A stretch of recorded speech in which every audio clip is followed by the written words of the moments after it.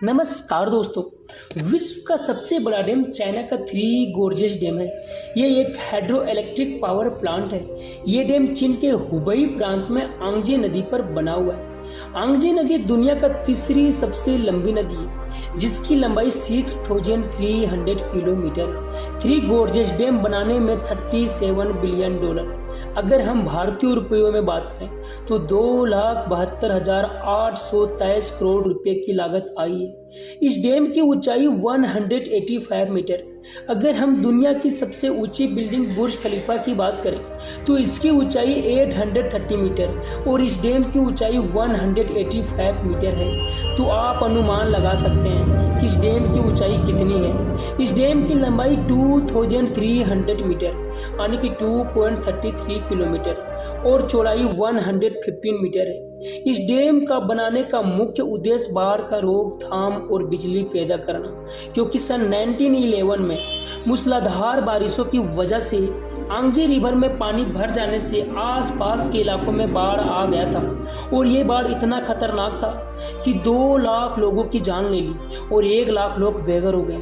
और इस घटना के 20 साल के बाद सन 1931 में एक बार फिर से तेज बारिश होने के कारण फिर से बाढ़ आ गई। इस बार जो तबाही हुई पूरी चाइना को हिला कर रख दिया था। ये तबाही इतना ज़्यादा थी कि चाइनीज सरकार का नुकसान का अंदाज़ा लगाना भी मुश्किल था। एक्सपर्ट के अनुसार इस बार 30 लाख लोगों की जान चली गई। इस प्रॉब्लम का सिर्फ एक ही ऑप्शन था, आंगजे रिवर का पानी रोककर एक डैम बनाया जाए।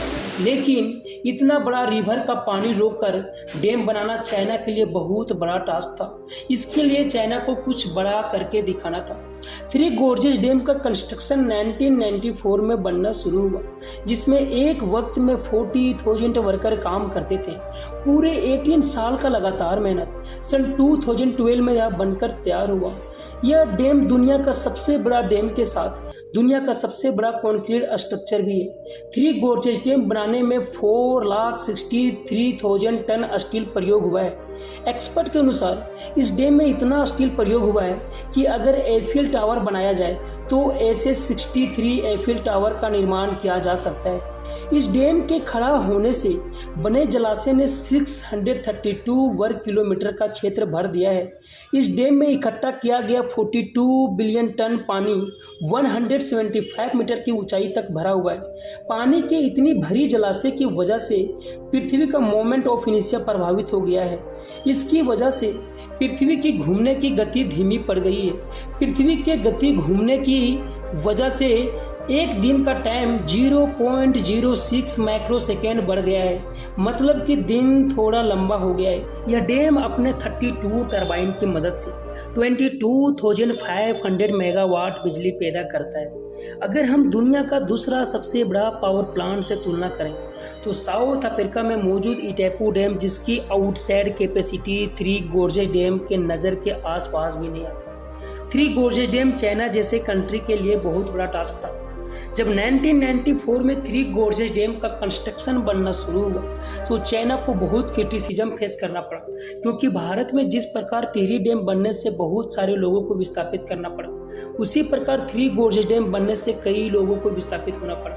इस डैम के बनने से 13 शहर, 140 कस्बे और 1600 से अधिक गांव डैम के जलाशय में समा गए। इसकी वजह से करीब 13 लाख लोगों को पुनर्वासित किया गया। अगर सैटेलाइट इमेज में देखा जाए तो 1994 में डैम कुछ इस तरह दिखती थी। सैटेलाइट इमेज में आप देख सकते हैं कि डैम बनने से पहले रिवर की चौड़ाई 700 मीटर थी, लेकिन डैम बनने के बाद रिवर की चौड़ाई 3,600 मीटर फैल गया। लेकिन अब सवाल है कि इतने बड़ा पानी का रास्ता ब्लॉक करके डैम कैसे बनाया गया। इस प्रकार का स्ट्रक्चर में पानी को चारों ओर से ब्लॉक किया जाता है। ठीक इसी प्रकार चाइनीज इंजीनियरिंग ने किया। आंगजे रिवर में पत्थर डालकर उसका लेवल पानी का लेवल से भी ऊंचा कर दिया। जब पत्थर से बना कोफर डैम अच्छी तरह सूख गया तो फिर डैम वॉल का 2 पोर्शन खड़ा किया गया। अब बारी था तीसरा पोर्शन का, तो इसके लिए इंजीनियरिंग को पूरा रास्ता ब्लॉक करना पड़ा और उसी प्रकार से पत्थर डालकर कोफर डैम बनाया गया। इस दौरान बने हुए 2 पोर्शन का टनल से पानी गुजारा जाता था। सन 2015 से इस डैम में एक शिप लिफ्ट ने भी काम करना चालू कर दिया है। 3000 टन तक के पानी के जहाज को डैम पार करके आने जाने के लिए काम करती है। ये लिफ्ट बड़ी बड़ी नावों को उठाकर उतार कर पार करती है। आप इस इमेज में देख सकते हैं, सबसे पहले शिप को लोअर बाय में लाया जाता है, दूसरी नंबर में शिप चैम्बर में सेट किया जाता है, तीसरी नंबर में चैम्बर बेसमेंट में सेट किया जाता है ताकि शिप को ऊपर उठाया जा सकता है, चौथी नंबर में सेव होल में लाया जाता है और पुश करके आगे छोड़ दिया जाता है, पांचवी नंबर में शिप को डैम के ऊपरी परत तक छोड़ दिया जाता है। इस विशाल डैम के बन जाने से फायदे तो हैं, लेकिन चाइना का सिर पे नुकसान भी है। इसके बनने से आसपास के क्षेत्र में भूकंप का खतरा बढ़ गया है, क्योंकि ये भूकंप संवेदनशील क्षेत्र में आता है। वैसे तो यह डैम बड़े बड़े भूकंप झेल सकता है, लेकिन नेचर के सामने कभी ना कभी झुकना तो पड़ेगा।